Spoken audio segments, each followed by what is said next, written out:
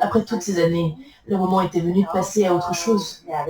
Et puis, compte tenu de mon âge, si je voulais changer de vie, il ne fallait pas que j'attende trop longtemps.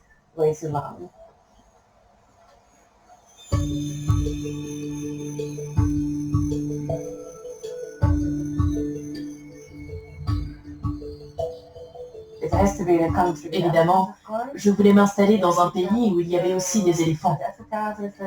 Justement, la première fois que j'étais allée en Afrique du Sud, j'avais fait la connaissance d'un spécialiste des éléphants avec qui j'avais tout de suite accroché.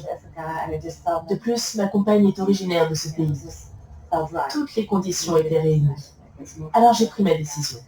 Partons nous installer en Afrique du Sud et lançons un nouveau projet.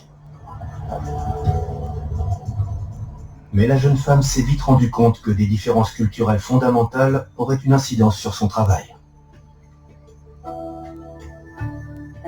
Ici, les gens ont bien plus d'argent. Ils font construire des clôtures électriques autour de leurs propriétés. Ils ont de grandes maisons et des terrains immenses. Mais quand les éléphants pénètrent sur leurs terres, ils se disent « c'est à moi, et chez moi, je fais ce que je veux ».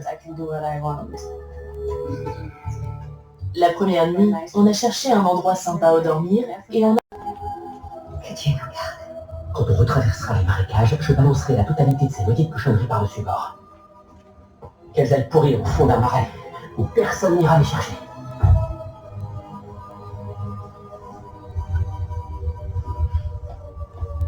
Miss Valentine, vous auriez dû me dire que vous veniez, je me serais mis sur mon 31.